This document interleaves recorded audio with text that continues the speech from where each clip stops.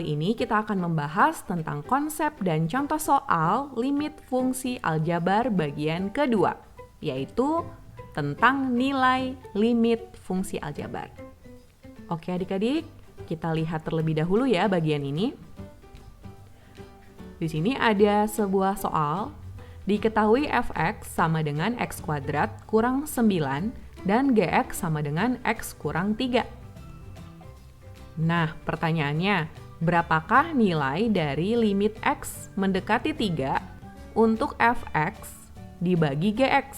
Adik-adik di video yang part 1, kita belajar tentang teorema dasar kan ya. Jadi saat mengerjakan ini kan kita bisa pisahkan ya, antara pembilang dan penyebutnya, jadi seperti ini. Jadi ini menggunakan teorema dasar yang pembagian dua fungsi kan ya. Nah, selanjutnya kan fx-nya kita masukkan nih sama gx-nya. Jadi di sini kita ganti fx-nya adalah x kuadrat kurang 9. Dibagi gx-nya kita ganti dengan x kurang 3. Kalau seperti ini, maka kita substitusikan ya.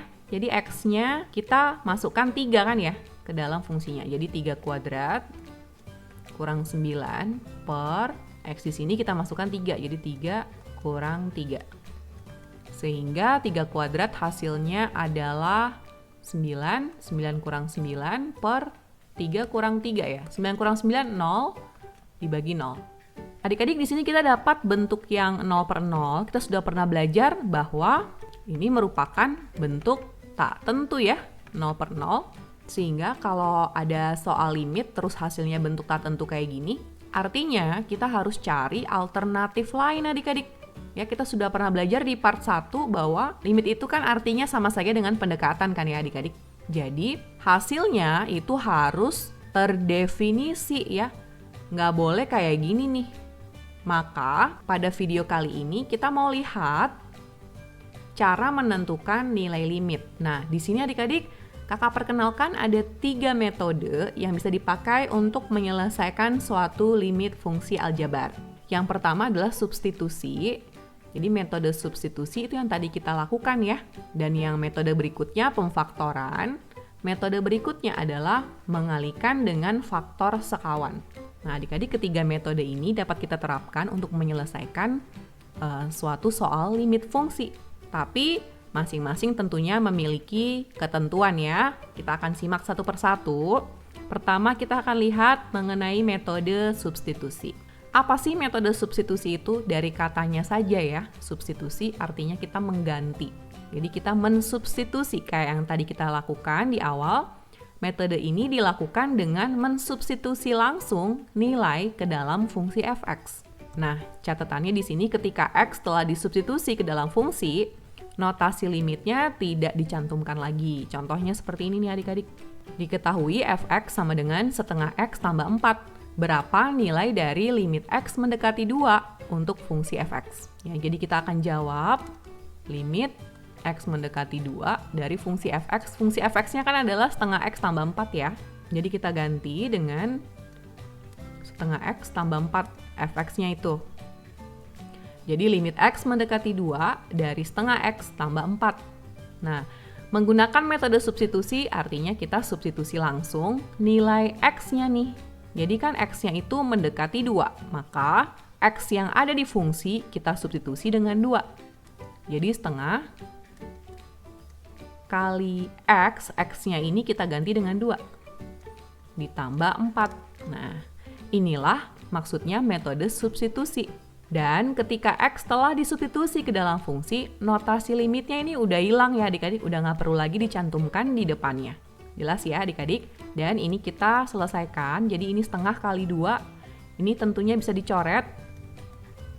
Jadi dibagi 2 ya, jadi 1, jadi 1 ditambah 4. Hasilnya adalah 5.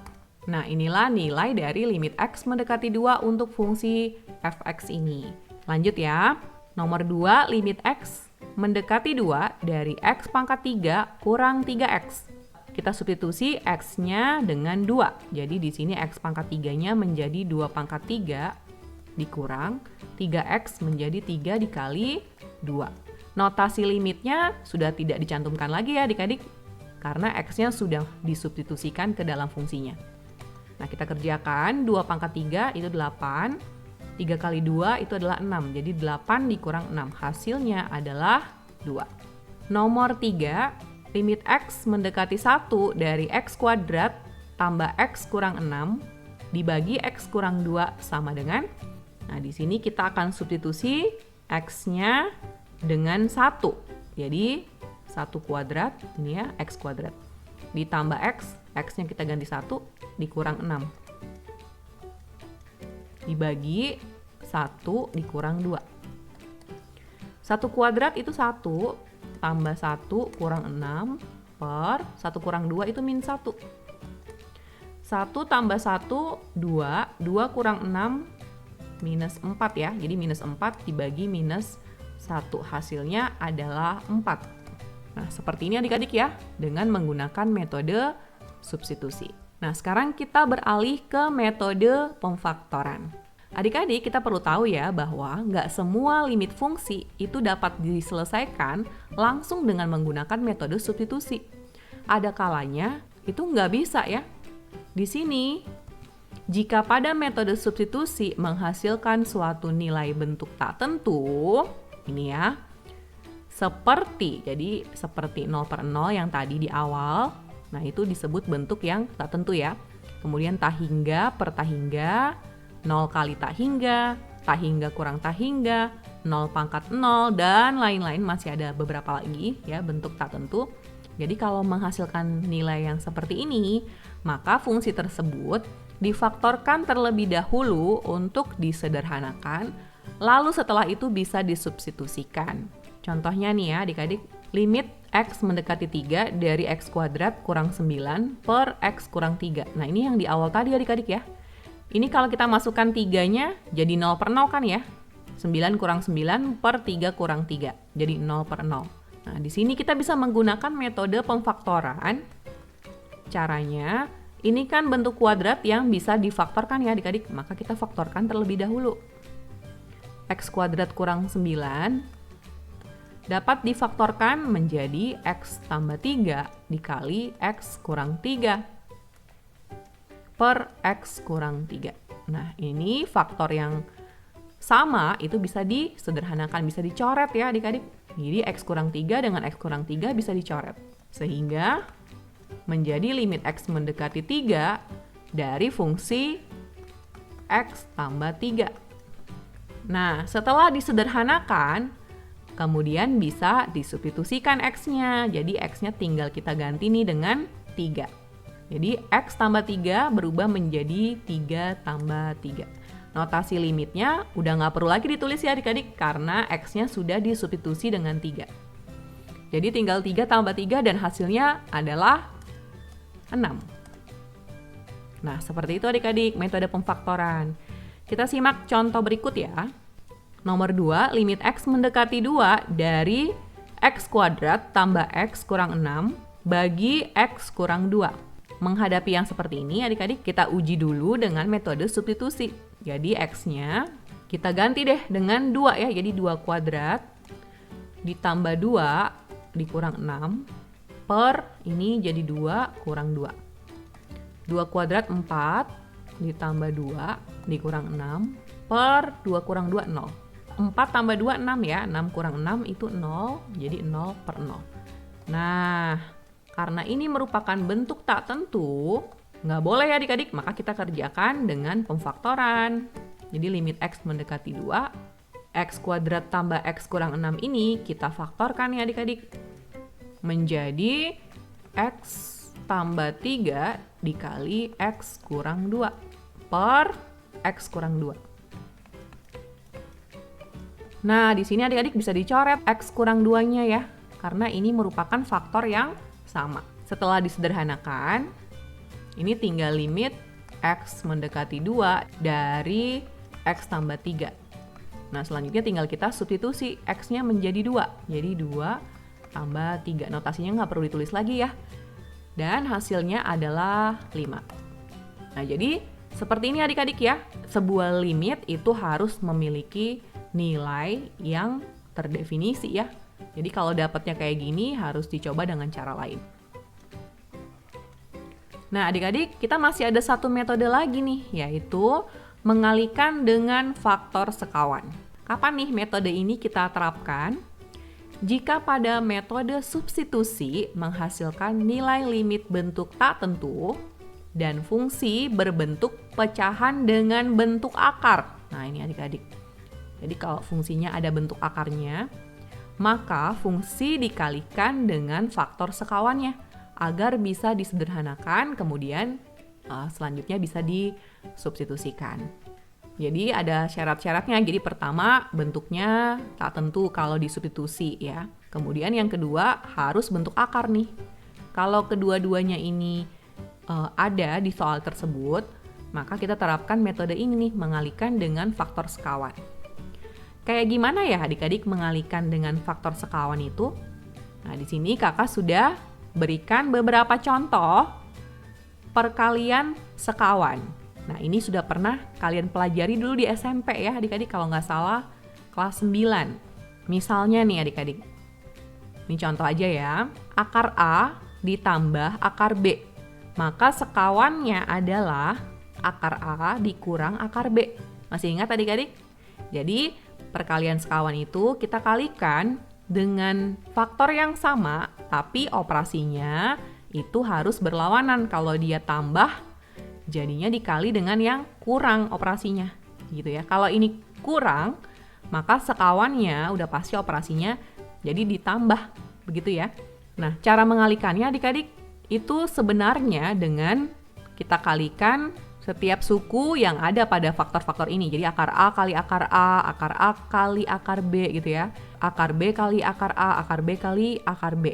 Nah, cuman di sini udah dikasih shortcutnya nih. Jadi hasilnya itu kayak gini nih hasil akhirnya, yaitu A kurang B. Jadi kalau nanti ketemu yang kayak gini, misalnya akar 2 ditambah akar 3 dikali akar 2 dikurang akar 3, maka langsung hasilnya adalah 2 dikurang 3. Nah, adik-adik, perkalian sekawan itu gunanya adalah untuk menghilangkan bentuk akarnya.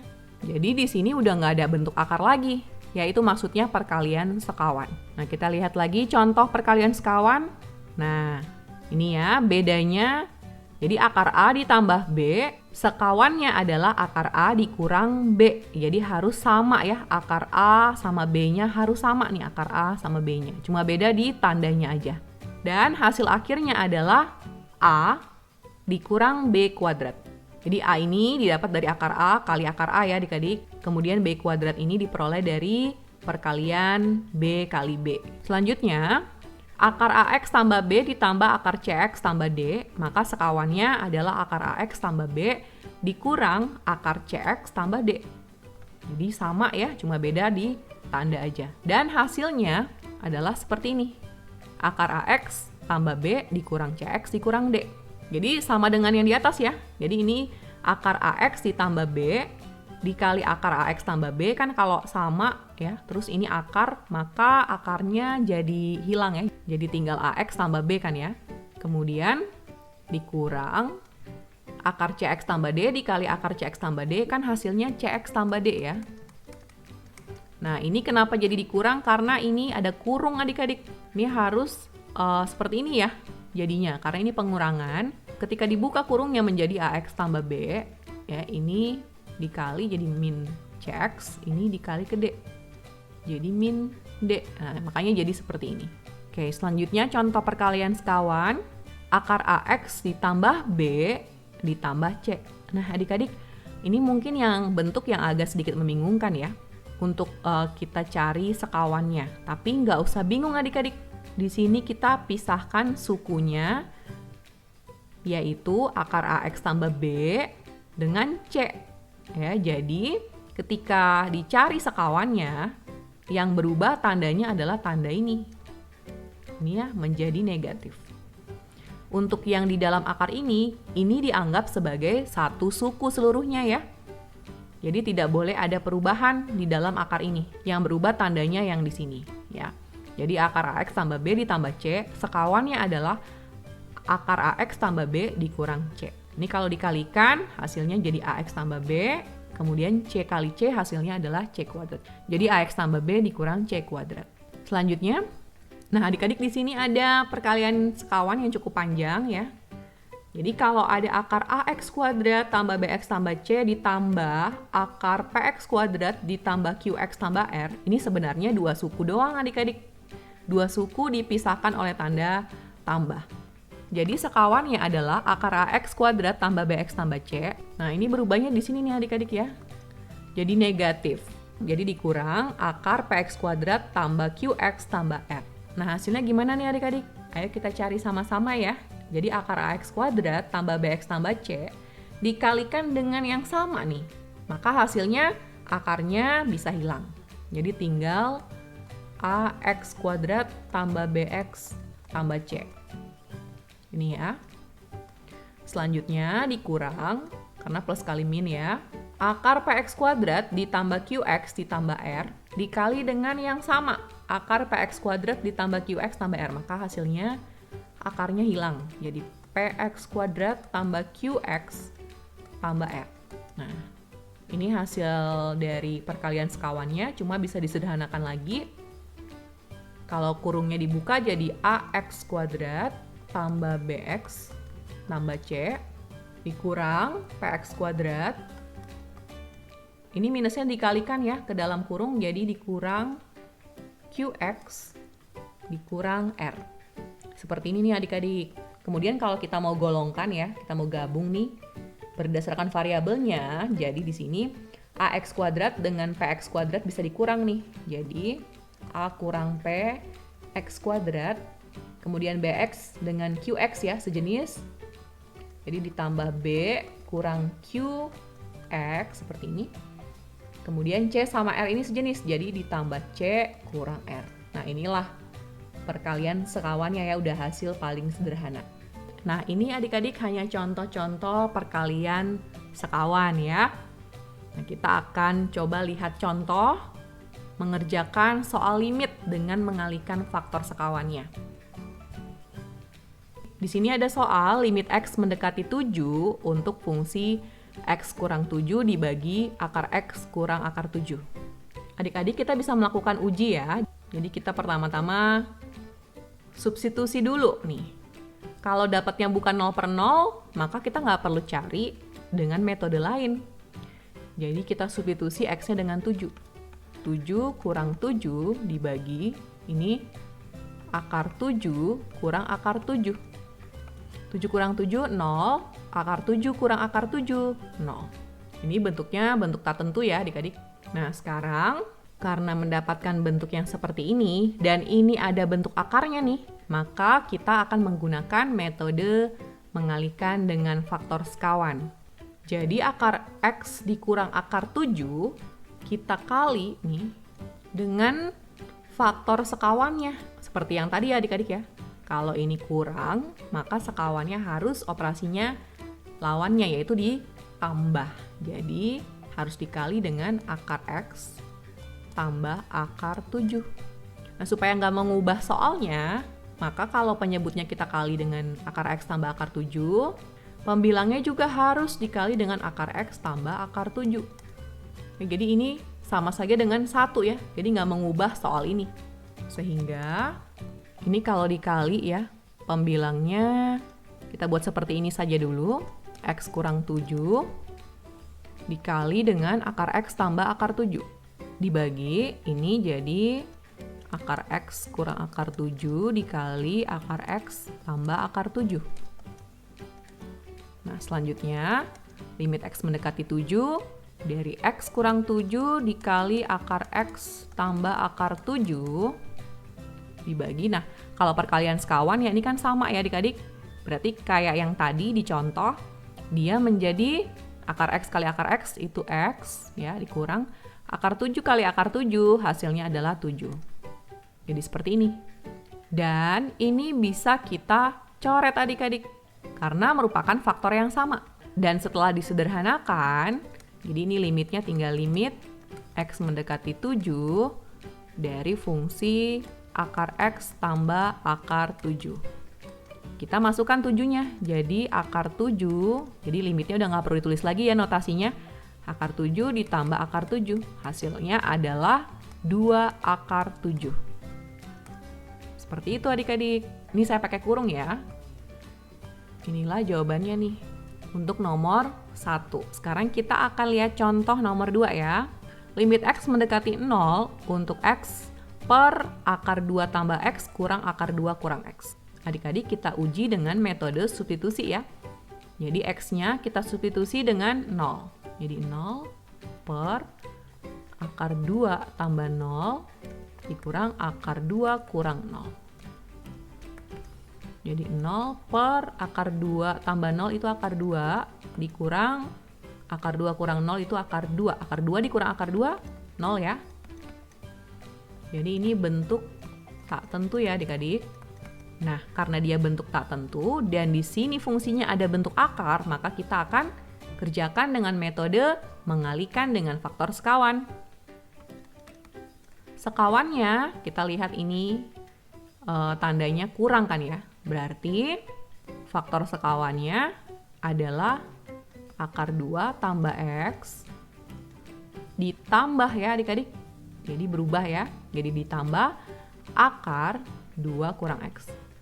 Jadi yang berubah hanya tanda yang memisahkan kedua sukunya ya adik-adik. Yang di dalam akarnya tetap. Kalau plus tetap plus, kalau min tetap min. Kalau penyebutnya dikali, maka pembilangnya juga harus dikali. Jadi akar 2 tambah X ditambah akar 2 kurang X. Nah, selanjutnya ini menjadi pembilangnya kita kalikan ya. X dikali dengan semua ini dibagi dengan, adik-adik berhubung ini sudah sekawan ya, langsung kita kerjakan nih. Jadi akar 2 tambah X dikali akar 2 tambah X hasilnya adalah 2 tambah X. Dikurang akar 2 kurang X dikali akar 2 kurang X. Hasilnya 2 kurang X. Nih selanjutnya ini jadi, kalau kita buka kurungnya yang bawah ya, jadi 2 tambah X. Ini minus kali 2 jadi minus 2. Minus kali minus X jadi positif X. Adik-adik, di sini 2 dengan min 2. Jadi ini bisa kita coret ya, karena 2 dikurang 2 kan 0. Sehingga yang di bawah ini tinggal X tambah X, yang adalah 2X. Nih, saya tuliskan kembali. Nah, adik-adik di sini ada yang kita bisa coret, yaitu faktor X-nya ini nih, dengan X yang di bawah. Nah, setelah disederhanakan, maka kita tinggal substitusi saja X-nya dengan 0. Sehingga ini menjadi penyebutnya akar 2 tambah 0 ditambah akar 2 kurang 0. Nah, yang di bawah ini karena X-nya sudah dicoret tinggal 2 ya. Jadi bagi 2. Adik-adik, akar 2 tambah 0 itu adalah akar 2. Akar 2 kurang 0 itu adalah akar 2. Dibagi 2. Akar 2 ditambah akar 2. Jangan bingung ya adik-adik. Akar 2 ditambah akar 2 hasilnya adalah 2 akar 2. Karena kan 1 akar 2 ditambah 1 akar 2. Bukan jadi akar 4 ya adik-adik. Akar 4 itu kalau ini dikali. Jadi kalau ditambah jadi 2 akar 2. Jadi 2 akar 2 dibagi 2. Selanjutnya ini bisa disederhanakan adik-adik. Sehingga hasil akhirnya adalah akar 2. Inilah jawabannya. Nah, adik-adik sampai di sini ya pembahasan tentang bagaimana menentukan nilai dari sebuah limit fungsi aljabar. Jadi ada 3 cara ya, ada 3 metode.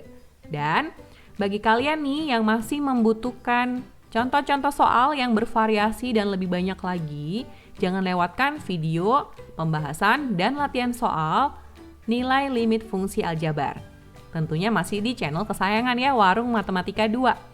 Oke, terima kasih sudah menyaksikan video ini. Salam Warung Matematika, matematika untuk semua.